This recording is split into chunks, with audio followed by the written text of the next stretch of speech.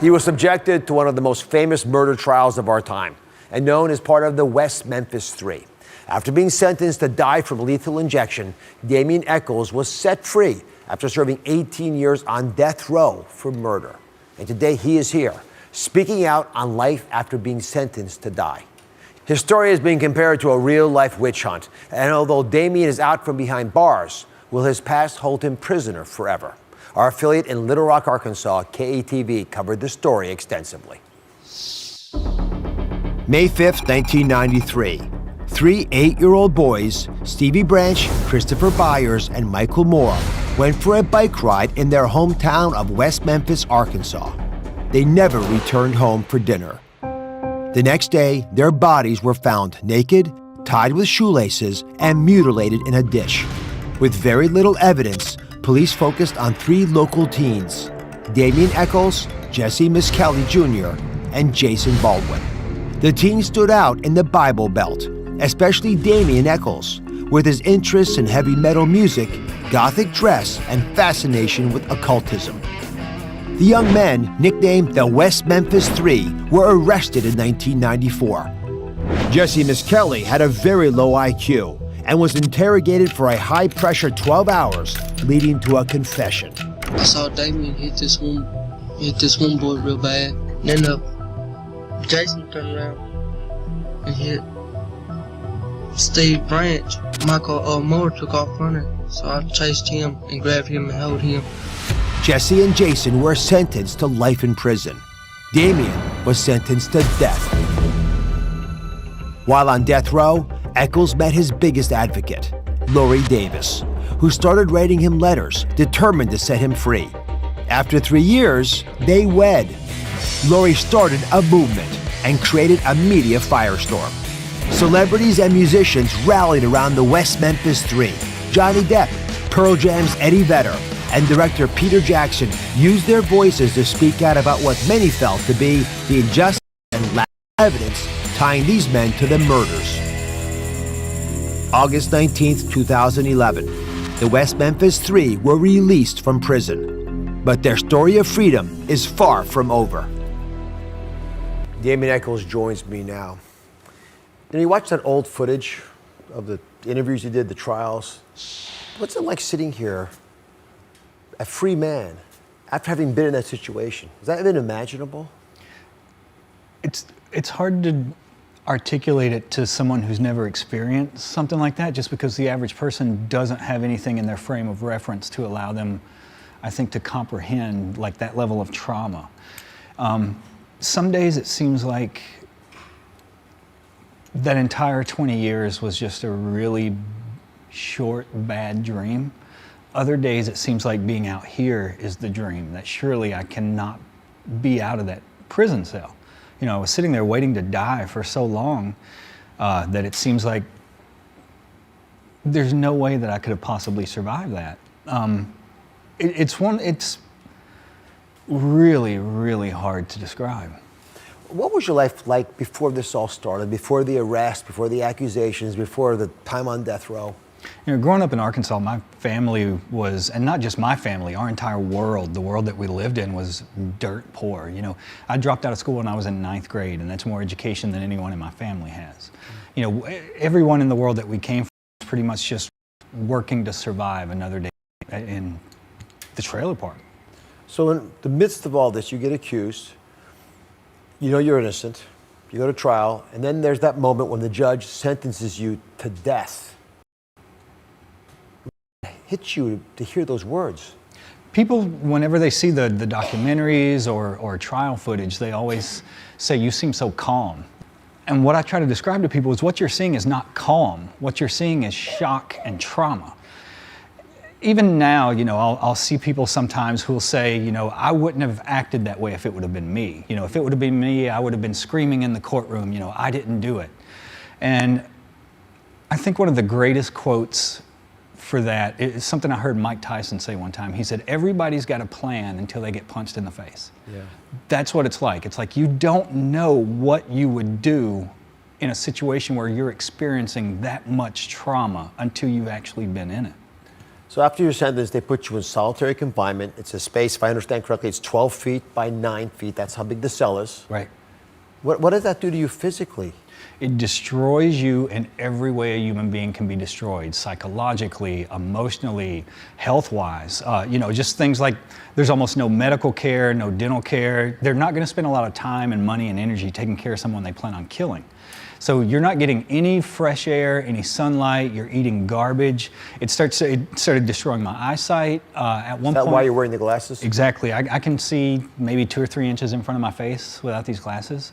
I was in horrendous pain a lot of times just because, like I said, they're not trying to take care of you, they're trying to kill you. And I understand there are nights that you went to sleep and you didn't think you'd ever wake up. Why was it that degree of risk? Just, when I first got to the prison, and this wasn't even anything personal, this was just the guards doing what the guards do. They took me to a part of the prison they called the Hole. And for the next 18 days, they beat the living hell out of me. They beat me so bad that I started to urinate blood at one point. And there were times when I laid down at night and I thought, I'm not going to be able to get back up. This is it. And it's not like you're giving up, it's just like you can't do it anymore. You're exhausted, finished. In every way that you can be exhausted. There was no DNA evidence, just to be clear with everybody. No DNA evidence. There's no witnesses to connect Damien to the crime. Many have called this a real-life witch hunt. Why, if you were targeted, why do you think they targeted you? Why pick on you? Damien Echols, you're apparently minding your own business. I think a lot of it was due to, this was during a time when, people are starting to forget it now, but during the late 80s, early 90s, you had a phenomenon in the United States called satanic panic. But then when you start talking about things like, my practices like ceremonial magic, when you start talking about things like that, then you're out and out blatantly, obviously a Satanist. So that kind of put a bullseye on my back in and of itself. Ceremonial magic. Mm-hmm. Is that meditation? Is it that is. Incense? It's really what it comes down to. It's like the yoga of the West. It is the Western path to the state of consciousness that we call enlightenment. So as you look back on the 20 years that you said seemed like a dream, maybe, are you angry? Honestly, no. I was for a while. For probably the first 2 to 3 years that I was on death row, I would wake up in the morning angry. From the second your eyes open, you're angry. I realized if I didn't do something to overcome that, let go of that, however you want to phrase it, then I was doubling my suffering. I decided, like I said, I had a 9th grade education, so I decided at one point that I wanted to educate myself, to just have the same frame of reference that everybody else has. So I started not only doing, ceremonial magic, but I also tried to read everything I could get my hands on, everything from Dostoevsky and Tolstoy and Camus and Dickens to, the works of Freud or Vietnam military history, anything I could get my hands on, just because I wanted to keep developing as a person. This is fascinating. You're not at all what I expected. Coming up, meet the woman who fought to save Damien's life and married him when he was still behind bars. That's next. After more than 18 years of fighting for freedom from prison, the men known around the world as the West Memphis Three are free tonight. Very much in shock, still overwhelmed. You kind of have to take into consideration that I've spent almost the past decade in absolute solitary confinement. That was former West Memphis 3 inmate Damien Echols being released from prison after spending 18 years on death row for 3 counts of murder that he says he did not commit. But Damien is back, and we're also joined with his wife, Lorie, who fought for years for Damien's release. So, Lorie, this whole story is so outside the norm. So I just started. How did you even hear about Damien's story? I was living here in New York, and there's a film series at MoMA called New Directors, New Films. And I'm a film fanatic. And so I ended up going to see the documentary Paradise Lost, which was screened in 1996. And being from the South originally and growing up in a fundamentalist Baptist home, I understood what the community was doing. And I just really felt for Damien and decided to reach out to him just to see if I could help in some way. So, Lorie, just from hearing the story, you had to make a decision that you believed this man was innocent. What made you so confident and steeled your desire to get him out of prison? After seeing the film, My instincts told me that something horrible had gone wrong during the trial. But just knowing him and getting to know him as a person, I didn't doubt him. So Lorie rallied behind Damien and brought some famous supporters in, like Peter Jackson, Eddie Vedder from Pearl Jam. Or these are big name guys. Yeah. How did Damien's story resonate with them? Why did they get involved? Same thing as far as seeing the film. They saw Paradise Lost, and most of these guys saw themselves as, when they were teenagers, as rebels. And they saw themselves in Damien and thought it could have been them. Mm-hmm. And with Peter Jackson and Fran Walsh, they just hated bullies. And when they saw the film, they contacted me and just asked what they could do. They ended up actually even coming on the legal team, helping with investigation, funding forensic scientists.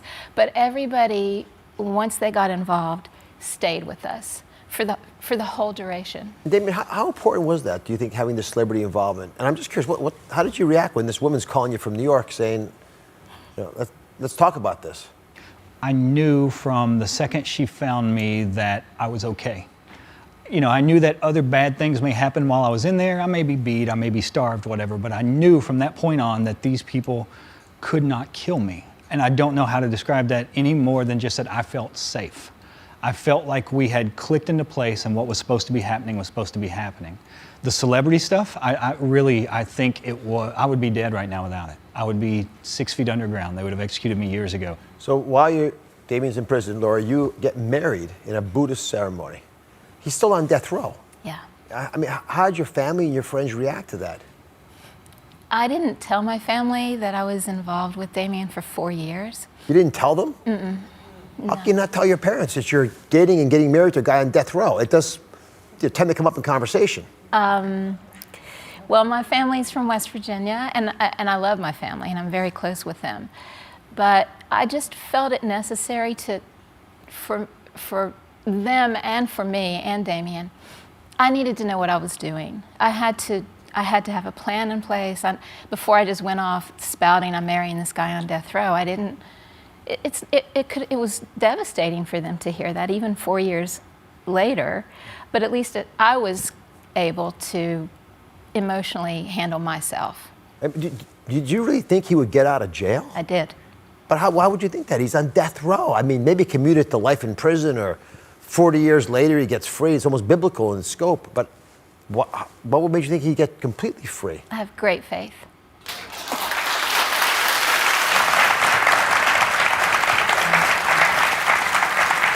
And Damien, outside of Lorie and your own, who supported you? Who was there for you? Mostly it was Lorie and people that, we became friends with over the years, like Johnny Depp, Eddie Vedder, Peter Jackson, people that kind of became like family to us. My own family, they weren't really capable of offering any kind of support or anything else. When I was born, my mother was like 15, my father was 16, so they're barely more than children themselves, living these lives of absolute grinding poverty. They couldn't even afford to come see me at the prison. The prison is several hours away from the town where they lived, and they had no way of even getting there. So, against all odds, you're freed. What was that moment like when you stepped outside the prison walls after having been in a 9x12 confined cell for many of the years? This is another thing that is almost impossible for me to make people understand. I can barely remember the first 2 years I was out of prison. In hindsight, I was probably suffering from what people call a nervous breakdown and didn't realize it at the time. And how are you doing now, being out of prison? I think I am probably happier now than I've ever been in my life. Thank you. Why? Part of what happened whenever I got out, like I said, I was psychologically shattered. I could not read. I lost all ability to read. I would read the same page of a book over and over and could not retain what I had read when I got to the bottom of the page. I would reintroduce myself to the same person over and over because I could not even remember having dinner with them the night before.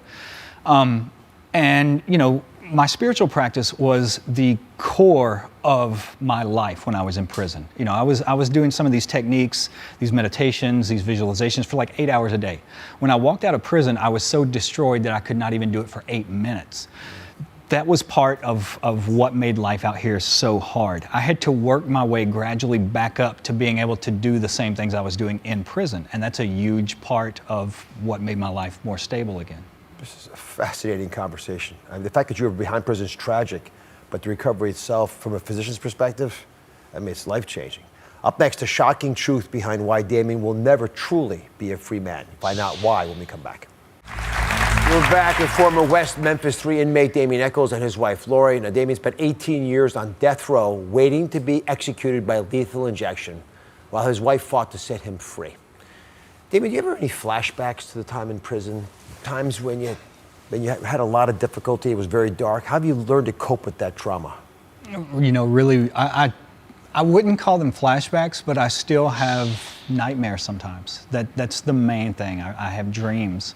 And in my dreams, it's not only so much that I'm back in prison, but, you know, like I said, it was my spiritual practice that allowed me to survive that. In my dreams, I don't have that to rely on.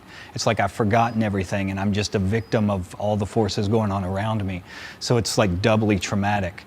I did have other things whenever I first got out, like any little thing that would startle me would trigger PTSD-like symptoms. Like it could be anything from, you know, I would almost, there was a time I almost punched a car because a guy clicked his alarm and it scared me so bad, you know, just the sudden noise of it. Just beep, beep. Exactly, things like that. As time has went on, I've been out almost 8 years now, and as time has went on, that grows less and less and less. Do you have some insights into what happens in the prison that we all need to hear? It gave me a whole new way of thinking about what we're doing to folks who are behind bars. You know, the one thing that I always try to get across to people is, in the almost 20 years that I was in there, I never saw, I did not see one single shred of anything that could be even remotely considered any sort of rehabilitative program. And that's pretty much life in there. My goodness. So you're no longer behind bars, but I don't want people to sit here and think Damien is an innocent man, because you're not considered to be a free man. That's correct. Please explain why you have not been exonerated, even though that does seem to be what everyone thinks. What happened in our case, I had never heard of this thing before our case. It was completely new to me. We were given what's called an Alfred plea. In our case, what happened is when I was arrested in 1993, they could not do the same kind of DNA testing back then that they can do now. So whenever they finally started doing DNA testing and found that it didn't match me or the other two guys they convicted, we had new eyewitnesses come forth and put the person that the DNA did match with all three of the victims within an hour of the time they were murdered. The state still did not want to let us go. To this day, no one's ever been exonerated from death row in the state of Arkansas, ever. They wanted to maintain that record. We were given what's called an Alford plea. An Alford plea means you are accepting a guilty plea while still being legally allowed to maintain your innocence. It makes no sense whatsoever, and the entire reason that this thing exists is so that the state can't be held responsible and doesn't have to pay you any sort of compensation. I mean, we got a problem here. I mean, you can't vote, right? You can't get a job, hard to travel. Yep. You don't get compensation, which I frankly think you're deserving of that, but independent, you can't even earn for yourself, which is the bigger problem. Exactly. So the Alford plea was originally designed so you could take people who should have gone to death row and give them life in prison for copying a plea. You save everyone time, money, and it sort of made sense. It wasn't designed to be used for someone like you. Exactly. There's someone else who was pivotal in getting you out of prison, and we had a chance to talk to him very recently. His name is John Douglas. He's considered the original mind hunter, and he created the original criminal profile and helped you with your release. Now, when I heard the story, I was stunned, but he recently was here and he had a few things to say to you, so take a look. Damien is a survivor. He was a victim of this crime, wrongfully convicted. I'm really proud of him. He's just a wonderful individual, extremely bright, and what a waste of talent for these past 18 years when he was incarcerated. What's it like hearing that? I mean, the guy's a world-famous, world-class individual. He is, but not only is he that, he is also kind. He's one of the kindest people you'll come across, which was something that meant a lot to me, because after everything I'd been through, I started to look at anyone who was remotely involved in the field of law enforcement as the enemy. These were the people who tried to murder me. These were the people who tried to cover up evidence to make sure that I was killed. So whenever you meet someone like John Douglas, you realize not everyone in that community is a bad guy. Some of these people do actually want to see justice. Some of these people do actually care about you as a human being. So John Douglas is at least partly responsible for restoring some of my faith in the American judicial system. So Damien, Jason, Jesse, the 3 men arrested were victims of a broken system. That's what it seems like to me anyway, and folks who have investigated this. Whoever killed those kids, what happened to them? We don't know. They didn't go to jail. So they could have killed again. And we can't forget the 3 boys that lost their lives. They still have not gotten justice. What would that word, justice, mean to you, Damien? You know, whenever people ask me that, the only thing I can say is that there can be no justice in this case. You know, there may be a sense of closure. You know, if they arrest the right person, if they exonerate me and the other 2 guys, that would be a sense of closure, but it's not justice. Justice is not going to give me back 20 years of my life or undo all of the trauma that I experienced. Justice is not going to bring those 3 children back. You know, there's all the ramifications and the ripples that were created by the devastation that this case brought. I now have a grandson. I never even got a chance to know my son or my grandson. He grew up without a father. Nothing is ever going to give us that opportunity again. Nothing is ever going to bring that back. There can be no justice in this case. But closure's there. Closure. At least that was something we can seek. Thank you both for being here. You can find out more of Damien's story in his new book. It's called High Magic, a guide to the spiritual practices that saved my life on death row. You can also hear more from Damien and Lorie on season 2 of my podcast. We'll be right back. Thank you for watching. Don't forget to subscribe and turn on notifications so you never miss out on new videos to live the good life.